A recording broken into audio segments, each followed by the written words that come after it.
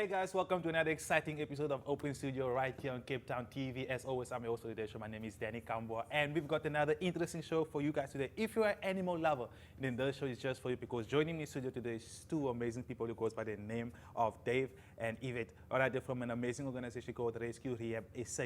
So we're gonna get more into conversation with them, but before we do that, we just want to get to know them a little bit more. So guys, first of all, welcome to the show. Thank you for having us, Danny, and welcome. Thank you, viewers. Thank you. Yeah, for sure. So, guys, before we dig a little bit deeper into what the organization does, can you just give us a sense of who you are?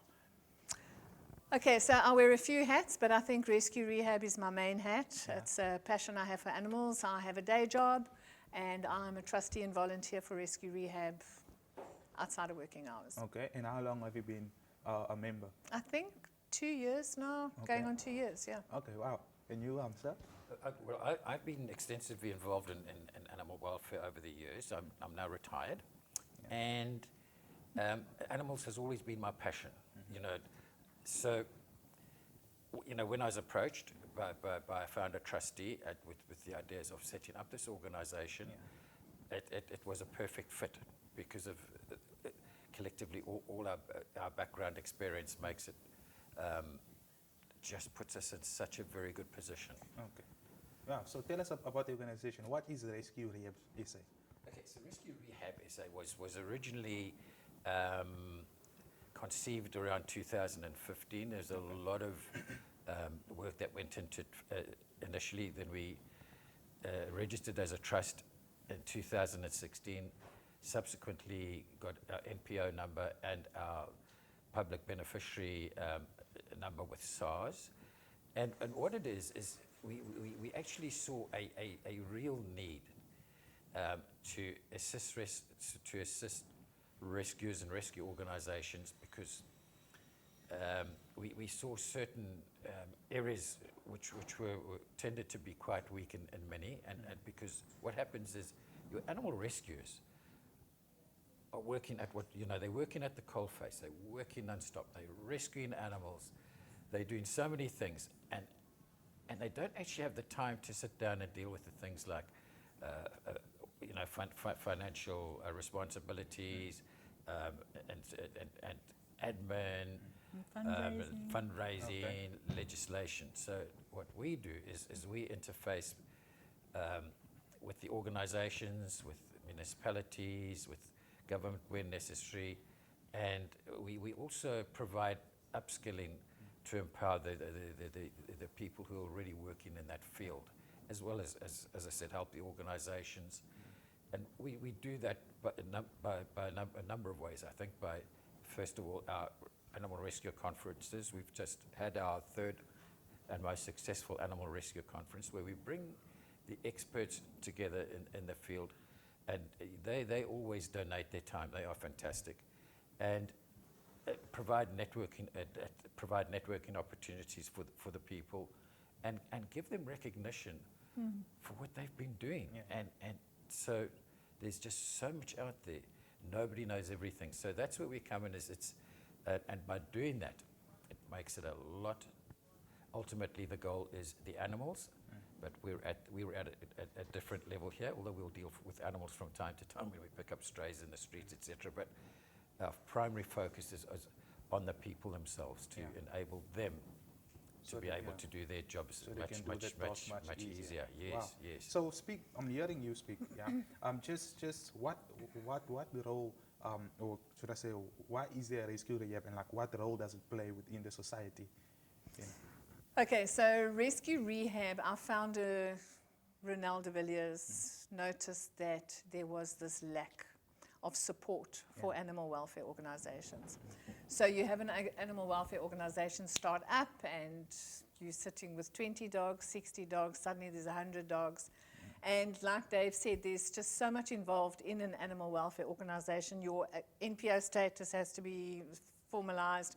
You've got administration that needs to be done. You've got fundraising that needs to be done. And I think the key is your volunteers. You've got to learn how to keep your volunteer base. Excuse me. So we come along and we assist them in those roles and in that capacity. So it's capacity building. So for instance, take any animal welfare organization, they will approach us and say, look, we really are in dire need of food. Yeah. And then we will source a sponsor for food for them. Another one will say we are in dire need of funding, and we will make a financial donation to them. Others will say that they need help with medication, vaccines, sterilizations, and we'll try and help them in that capacity. So that is our role, is to support and sustain animal welfare organizations. And yeah, and like Dave, you mentioned a couple of challenges that these organizations are facing, you know, and how do you think is the community contributing to that challenge?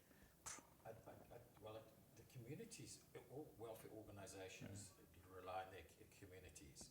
And I think, I don't know how strongly it is, because a lot of welfare organizations, be it animal welfare or people, welfare organizations dealing with people, are struggling in the current recession especially. And I really do think that if they don't have the money, as many people do, they can help by fostering animals, they can help by doing voluntary work. If they've got the money, donate, especially to those registered organizations who have got the SARS tax certificate status. And there are just quite a few ways that sponsor with goods, support their charity shops with second-hand goods that the stuff they no longer need, which they can sell onwards. Foster homes, there's just so many ways that you can help. And I think what charity needs is the experts to come in who can come via us as well, and we'll help place them. You need auditors, for instance, to help them with their finances. You need people with business management skills to come in and help these organizations.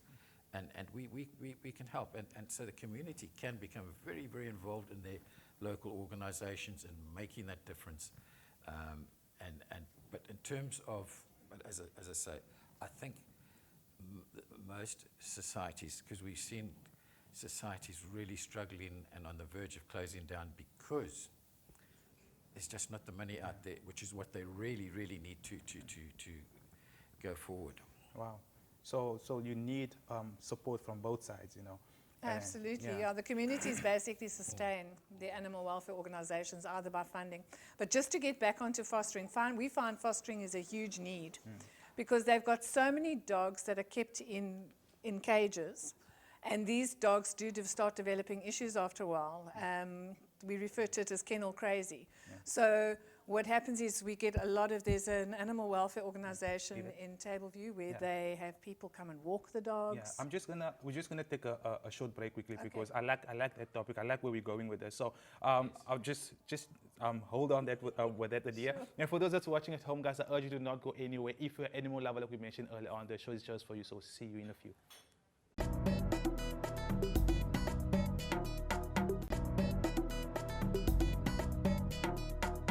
Hey guys, welcome to it. If you just tuned in, you're not too late. You're watching Open Studio right here on Cape Town TV. As always, I'm your host for today's show. My name is Danny Kambo. Like we mentioned earlier on, I've got two amazing people with me in studio called Dave and Yvette from an amazing organization called Rescue Rehab SA. Their sole purpose, or one of the purpose, is to help already established organization or rescue organization, you know, to easy the workload so that they can continue and fulfill the task, which is to see to animal or to see to the needs of animals.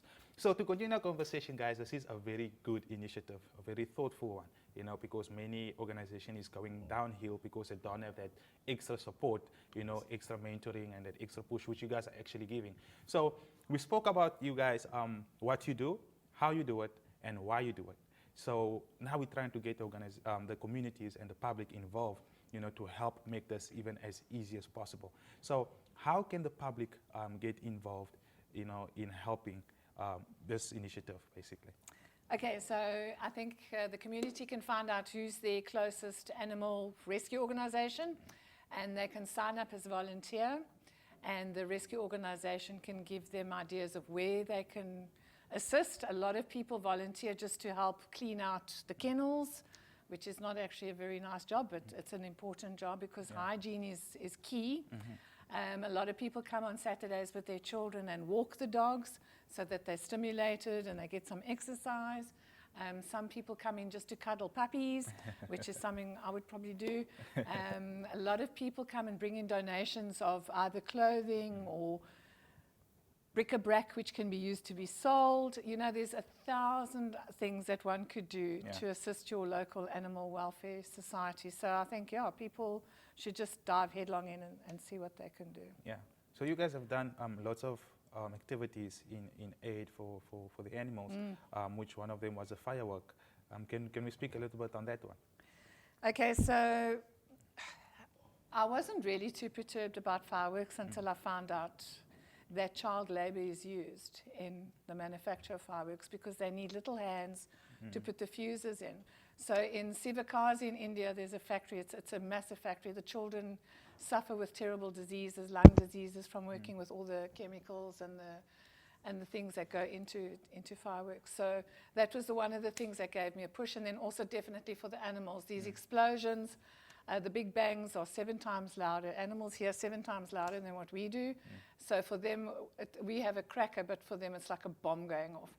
So as Rescue Rehab, we approached, we did a proposal to Parliament, and we've asked Parliament to implement a national ban on big bang fireworks. Okay. It is currently still with Parliament. They have formed a fireworks subcommittee in the political arena, and they are going to then put forward the proposal for the motion to ban fireworks nationally. Wow. Yeah. You know, just listening to you speak, when I was growing up as well, I only also got to find out about how much the fireworks affect animals, dogs in particular, you know. But when I was younger, when we were growing up, we used to think that was fun. You know, when you throw this we used to call it a bomb. You throw the bomb and then you like, watch how this dog runs now. You know, and then you throw it and then you get a loud bang and the dog runs for it. And then you laugh. You know, some of the kids haven't grown out of that because they're not being educated as to how much it affects You them. know, Danny, after a firework display, we have incidences where dogs have been impaled on fences and people have put crackers in their mouths and blown their mouths open. And, you know, we just need to do away with this. There's plenty of other things we can do to entertain people that is less harmful to the environment, because with big bangs there's a toxic fallout as well, which is not good. So yeah, we can find alternatives to fireworks, which is just as entertaining, I'm sure. Yeah, of course. And less harmful to anybody. Absolutely. Yeah, if I could come in here, just a word of warning to people around the Victorian Alfred waterfront on the 31st, obviously going into the new year. They'll be having one of the huge noisy pyrotechnic displays. So people should really living nearby or whose animals can hear it, just take precautions. And we're hoping it'll be their last one because there are better things to do. You know, we're in the 4th industrial revolution, high-tech revolution. You can now get coordinated drone displays, which can form all sorts of shapes, can make all sorts of colors in that, and there's absolutely no environmental damage. And holographic displays, Dave. And? Holographic displays. Yes, holographic displays are also a good one, Or which needs to be lasers, explored. laser light shows. And I think it's time for people who've been doing these big pyrotechnical displays up to now to step back and say, hang on a second, there are other options available. Let's take those routes. Yeah. Now I'm thinking like you mentioned now, you know, all life matters, you know, whether it's humans, whether it's animals, all life matters. Absolutely. And we should respect, you know. So what is the Stable View circus and their use of wild animals? Can you tell us a little bit about that? Okay, so there's we all know who the circus person is. The person, spearheading the wild animal circus ban is a lady by the name of Toni Brockhoven. She belongs to an organization called Beauty Without Cruelty. Yeah. And Toni got on board, and she's driving this hard. And we decided we'd like to join her in a supportive role and actually stop it and just ban it, because I don't think lions and tigers were meant to perform in circuses. Yeah. Has there been any faculties that happened with them using wild animals, or do you I think don't know if they are there's being been any misused? casualties, but the casualties are definitely the animals. You know, the animals are kept in cages until their performance. Okay.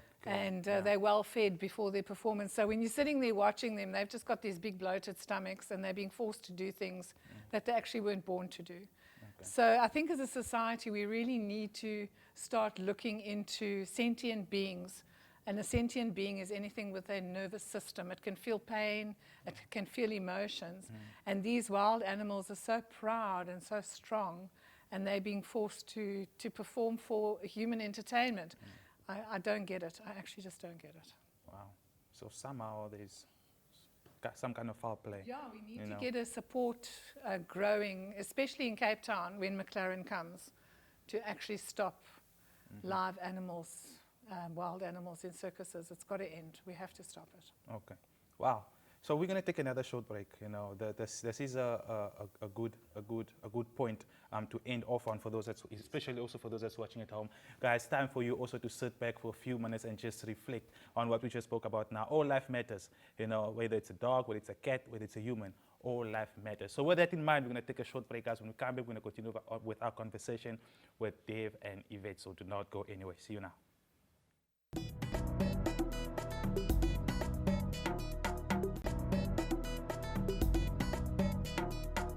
Hey guys, welcome to it. If you're just tuning in, watching Open Studio right here on Cape Town TV. As always, I'm your host for the show. My name is Danny Kambua. We are almost at the end of today's program, but even if you just tune in, guys, you're not too late to learn something new. I've got two amazing people with me here in studio from an amazing organization called Rescue Rehab SA. All right, it goes by the name of Dave and Yvette. We spoke a little bit about the organization, what they do, and how they help already established animal rescue groups to, run the organization, well or effectively, so to speak. So I'm looking on set now, guys. I see we've got a medikit with us. Can you just tell us a little bit more about this particular one? Okay. Technical issues.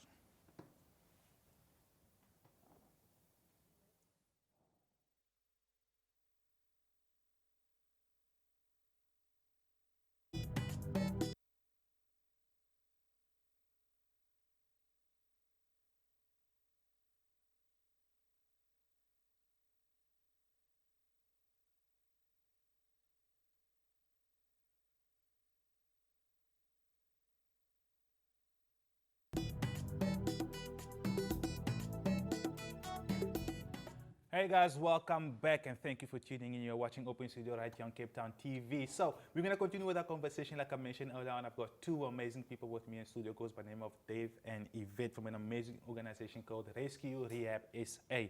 So we spoke a little bit more about their background, a little bit about the organization's background, and now we're going to go in depth as to what exactly they do and what they offer. But before we do that, guys, I'm seeing here on set we've got a medikit.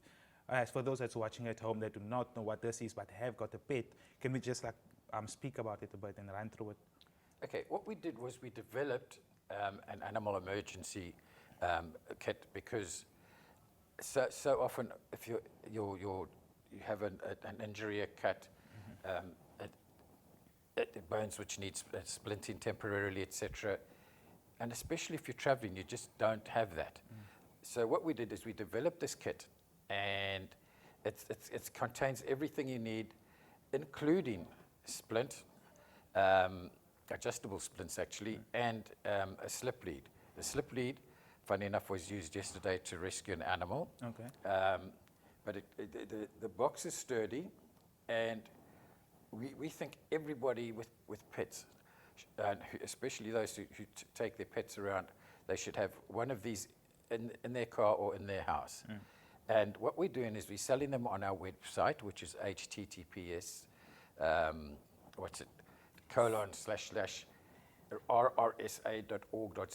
no www, and on Takealot. And then the profits, obviously all the profits come to Rescue Rehab because we also need money to survive and so on.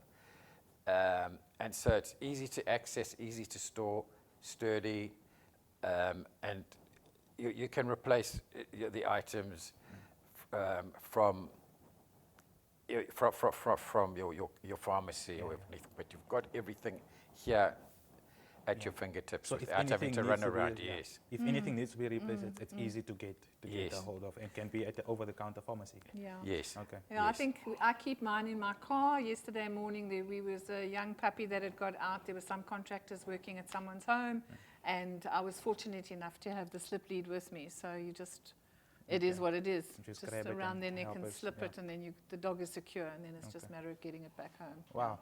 Okay. So looking at this, and looking at all the bandage, the spirit, and it just brings a question in mind: sterilization.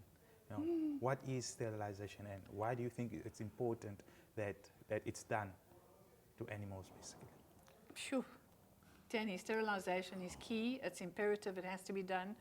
I was chatting to one of the staff earlier saying that nationally, my opinion, thumbsuck, we euthanize or put to sleep 4 million animals a year. Wow.